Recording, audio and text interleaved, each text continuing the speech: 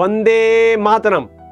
मेरे प्यारे देशवासियों, भारत भूमि में अनेक ऋषि मुनियों, साधु संतों, तपस्वी, त्यागी, बलिदानी, महान योद्धाओं, पुण्य आत्माओं ने जन्म लिया, अवतरित हुए और अपने पवित्र आचरण, अद्भुत ज्ञान, अनमोल वचनों, निस्वार्थ सेवा से सकारात्मक ऊर्जा का प्रवाह किया। आज हम श्रद्धा सुमन अर्पित कर रहे हैं एक महान पराक्रमी योद्धा को, जिनका जन्म इस धरा पर आज से 350 वर्ष पहले कश्मीर में सन 1670 में हुआ था।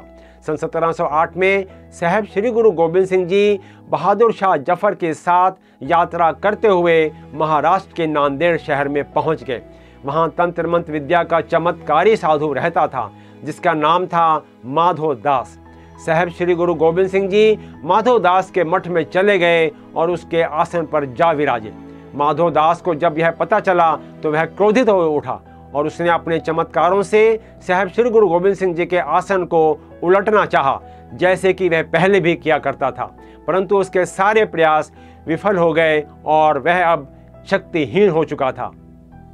विचलित हुआ और पूछा, आप कौन हो जो कि मेरे आसन पर आकर बैठ गए? महाबली गुरु गोबिंद सिंह जी ने कहा, विचार करो, पहचानने का प्रयास करो। तो कुछ सोच विचार के माधव दास बोला, क्या आप गुरु गोबिंद सिंह जी हैं? माधव दास उर्फ लक्ष्मण दास का जन्म 27 अक्टूबर सन 1670 में कश्मीर के राजौरी में श्री रामदेव भारद्वाज राजपूत जी के घर हुआ था। माधव दास को घुड़सवारी, तीरंदाजी व शस्त्रों की शिक्षा दीक्षा बचपन से ही दी गई थी। माधव दास जब जवान हुए तो जंगल में एक मादा हिरण का शिकार किया जो कि गर्भवती थी, और जब उसके पेट को चीरा गया तो उसके पेट में पल रहे 2 बच्चे तड़प तड़प कर मर गए। इस दृश्य को से माधव दास को बहुत गहरा आघात पहुंचा और वह बहुत दुखी हुए, घर त्याग दिया और साधु बन गए और कई गुरुओं से दीक्षा भी ली और यात्रा करते हुए नासिक पहुंचे और फिर नांदेड़ के जंगल में आश्रम बना लिया और लोगों को तंत्र मंत्र की विद्या देने लगे। गुरु गोबिंद सिंह जी ने माधव दास से कहा कि इस वक्त पंजाब में विदेशी मुसलमानों ने कहर बरपा रखा है।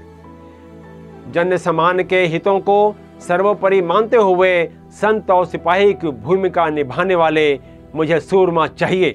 क्या आप इस कार्य के लिए अपने आप को समर्पित कर सकते हो?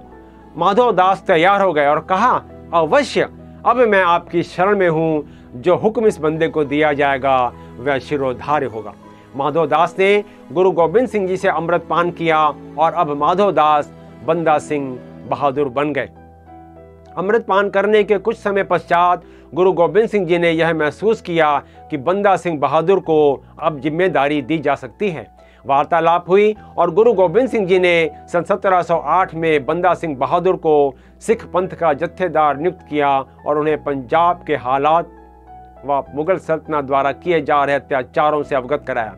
गुरु गोबिंद सिंह जी ने बंदा सिंह बहादुर को 5 तीर, झंडा, नगारा और 5 सिख योद्धा बाबा विनोद सिंह, बाबा काहन सिंह, बाबा बाज सिंह, बाबा दया सिंह, भाई रण सिंह व 20 और सिख दिए। इस प्रकार 25 की टोली बनाकर उन्हें पंजाब की ओर रवाना किया और पंजाब में यह संदेश भिजवाया कि बाबा बंदा सिंह बहादुर की आज्ञा का पालन किया जाए, सभी सिखों को पालन करना है।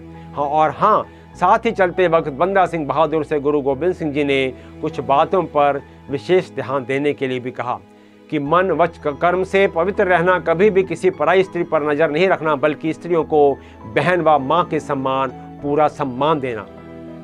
नंबर 2, हमेशा सत्य के मार्ग को अपनाना, अमृत पान के समय बताई गई बातों पर हमेशा कायम रहना। नंबर 3, अपने को हमेशा सिख पंथ का सेवक समझना, फैसले भी सर्वसम्मति से पंच प्यारों की सलाह से लेना। नंबर 4, दीन दुखियों, अनाथों की रक्षा, सेवा करना, जुल्मी और अत्याचारियों को दंड भी अवश्य देना, इत्यादि इत्यादि। पंजाब में यह समाचार पहुंच चुका था कि गुरु गोबिंद सिंह जी बाबा बंदा सिंह को जत्थेदार बनाकर अगुवाई के लिए भेज रहे हैं, जो कि मुगल सल्तनत के सिरों को कुचल देगा। पूरे पंजाब में जोश की लहर दौड़ गई व लोग इकट्ठे होने प्रारंभ हो गए। 26 नवंबर सन 1709 को बाबा बंदा सिंह बहादुर पूरी सैन्य शक्ति के साथ पटियाला शहर के पास समाणा स्थान पर पहुंचे। जल्लाद सैयद जलालुद्दीन, जिसने दिल्ली में गुरु तेग बहादुर जी के शीश पर तलवार चलाई थी, और वह जल्लाद भी यहीं के निवासी थे जिन्होंने गुरु गोबिंद सिंह जी के छोटे छोटे साहबजादे 8 वर्ष के बाबा जोरावर सिंह व 5 वर्ष के बाबा फतेह सिंह को दीवारों में चुना था तथा इन दोनों साहबजादों के शीश धड़ से अलग किए थे।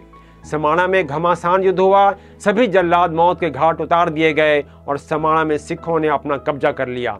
इस प्रकार बाबा बंदा सिंह बहादुर के साथ पंजाब में और लोग भी जुड़ने लगे और आगे बढ़ते गए और अत्याचारी मुस्लिमों का जो हिंदू महिलाओं की अस्मत लूटते थे, अत्याचार करते थे, हिंदुओं के धार्मिक अनुष्ठानों पर पाबंदी लगा रखी थी, गायों को कत्ल करते थे, सभी को बारी बारी से मौत के घाट उतारते हुए सरहिंद के पास चप्पड़चिड़ी के मैदान पर मोर्चा लगा दिया।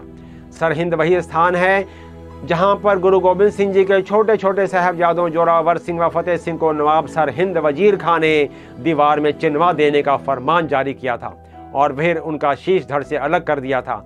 और यह वही वजीर खान था जिसने आनंदपुर में युद्ध न करने की औरंगजेब के साथ कुरान की कसमें खाई थी और फिर गुरु गोबिंद सिंह जी का पहले सरसा नदी पर फिर मुक्तसर पर धोखे से हमला करने का गुनहगार था। सरहिंद के काफी पहले लगभग 15 से 20 किलोमीटर चप्पड़चिड़ी मैदान में सिख सेना ने मोर्चा लगा लिया और उधर नवाब सरहिंद वजीर खान भी पूरी तैयारी के साथ था। घमासान युद्ध हुआ, दोनों ओर से शूरवीरों ने जबरदस्त टक्कर ली, परंतु कुछ समय के पश्चात सिख फौज मुगल सेना से कम होते हुए भी भारी पड़ी और सरहिंद के गुनहगार वजीर खान को मौत के घाट उतार दिया गया। हजारों की संख्या में कत्लेआम हुआ। वजीर खान की मौत के बाद मुगल सेना के पैर उखड़ गए, वह मैदान छोड़कर भाग गए। पीछा करते हुए सरहिंद पर बाबा बंदा सिंह बहादुर की सेना ने कब्जा कर लिया। इसके पश्चात पंजाब में उन सभी स्थानों पर हमले किए गए जहां मुगल सल्तनत ने आतंक मचा रखा था और गुनहगारों को दंड भी दिए गए। इस प्रकार मुगलों से एक एक करके पंजाब के शहरों पर सिख फौजों ने कब्जा कर लिया। नवंबर 1709 को समाणा, दिसंबर 1709 को सडोरा, 14 मई 1710 को सरहिंद, अक्टूबर 1710 में सहारनपुर, नवंबर 1710 को लाडवा व अमीनाबाद 1711 में बहरानपुर, दिसंबर 1713 को लोहगढ़, अप्रैल 1715 को गुरदास नंगल पर कितने ही शहरों में बंदा सिंह बहादुर ने हमले किए, जीत हासिल की, सरकारी खजानों को लूटा और उन्हें गरीबों में बांट दिया। और हाँ, मुस्लिमों के इबादत स्थानों मस्जिदों को क्षति नहीं पहुंचाई और एक बहुत उच्च पवित्र चरित्र आचरण का भी परिचय दिया। यह जीत का सिलसिला जारी था। उधर मुगलों की राजनीतिक शक्ति भी कम नहीं थी, उनके पास सेना भी अच्छी खासी थी, संख्या में थी और युद्ध का सामान भी। अप्रैल 1715 में गुरदास नंगल किले में जहां पर बंदा सिंह बहादुर अपनी सेना के साथ मोर्चा लगाकर डटे हुए थे, मुगल सेना ने घेराबंदी कर ली और अब किले से बाहर निकलना जोखिम भरा कार्य हो गया था। इस बार मुगल सेना ने युद्ध के बजाय किले को घेरे रखा और लगभग 8 महीने तक यह क्रम चला। किले में खाने पीने की वस्तुएं, घोड़ों का राशन समाप्त हो चुका था, परंतु फिर भी बंदा सिंह बहादुर की सेना ने आत्मसमर्पण नहीं किया और दिसंबर 1715 में किले में लगभग सभी 750 सेना की टुकड़ी को बंदी बना लिया गया।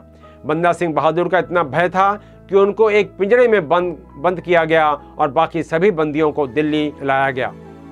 घोर यातनाएं दी गई, इस्लाम धर्म कबूलने के लिए मजबूर किया गया, परंतु सभी ने मौत को गले लगाना ही सहर्ष स्वीकार किया। इस प्रकार 5 मार्च सन 1716 से प्रत्येक दिन 100 सिखों का कत्लेआम प्रारंभ हो गया और बारी बारी से सभी को यातनाएं देते हुए बंदी बनाए गए 750 सिखों की टुकड़ी को मुगल सल्तनत ने मौत के घाट उतार दिया। आखिर में बंदा सिंह बहादुर को कत्ल करने के पहले उन्हें बार बार इस्लाम धर्म स्वीकार करने, प्रलोभन देने का सिलसिला कई दिन तक जारी रहा। जब बात नहीं बनी तो उनके 4 वर्ष के पुत्र अजय सिंह को मौत के घाट उतार कर उसका कलेजा बंदा सिंह बहादुर के मुंह में ठूंस दिया गया। फिर भी बंदा सिंह बहादुर विचलित नहीं हुए, अपने उद्देश्य से डिगे नहीं। पुनः उन्हें इस्लाम धर्म को बोलने के लिए कहा गया, परंतु बंदा सिंह बहादुर जो घोर यातनाओं में जी रहे थे, मौत को ही स्वीकार किया। ऐसी भयानक मौत कि रूह भी कांपने लगती है। आग जलाई गई, जलती आग में लोहे के सरिये गर्म किए गए। जब वह तप कर लाल हो गए तो दोनों सरिये बंदा सिंह बहादुर की आंखों में डाल दिए गए। फिर चिमटियां गर्म की गईं और उन गर्म चिमटियों से बंदा सिंह बहादुर के बदन को दिन भर नोचा गया और रात भर तड़पने के लिए छोड़ दिया गया। फिर उनकी बाजुओं को तलवार से काटा गया, शरीर को धड़ से अलग किया गया। 19 जून 1716 को बाबा बंदा सिंह बहादुर की आत्मा ब्रह्मलोक में पहुंच चुकी थी। गुरु गोविंद सिंह जी को अपने दिए गए वचनों पर खरे उतरते हुए गुलाम देश की स्वतंत्रता के लिए यह सच्चा देशभक्त महान योद्धा दीन दुखियों का अनाथों का सहायक बन एक अनोखी निराली कुर्बानी देकर देश के स्वतंत्रता संग्राम के इतिहास को सुनहरे पन्नों से लिख गया। शत शत नमन करते हैं भारत माँ के वीर सपूत को। भारत के महान कवि जयशंकर प्रसाद जी की कविता हिमालय के आंगन में की कुछ पंक्तियाँ प्रस्तुत हैं। हमारी जन्मभूमि में थी यही, हमारी जन्मभूमि थी यही, कहीं से हम आए थे नहीं। जातियों का उत्थान पतन, आंधियाँ झड़ी प्रचंड समीर। खड़े देखा झेला हंसते, प्रलय में पले हुए हम वीर। चरित थे पूत, भुजा में शक्ति, नम्रता रही सदा संपन्न। चरित थे पूत, भुजा में शक्ति, नम्रता रही सदा संपन्न। हृदय के गौरव में था गर्व, किसी को देख सके ना विपन्न। हमारे संचय में था दान, अतिथि थे सदा हमारे देव। हमारे संचय में था दान, अतिथि थे सदा हमारे देव। वचन में सत, हृदय में तेज, प्रतिज्ञा में रहती थी टेव। वही है रक्त, वही है देश, वही साहस है वैसा ज्ञान। वही है शांति, वही है शक्ति, वही है हम दिव्य आर्य संतान। जिए तो सदा उसी के लिए, यही अभिमान रहे यह हर्ष। निछावर कर दें हम सर्वस्व, हमारा प्यारा भारतवर्ष। वही है रक्त, वही है देश, वही साहस है वैसा ज्ञान। वही है शांति, वही है शक्ति, वही हम दिव्य आर्य संतान। जिए तो सदा उसी के लिए, यही अभिमान रहे यह हर्ष।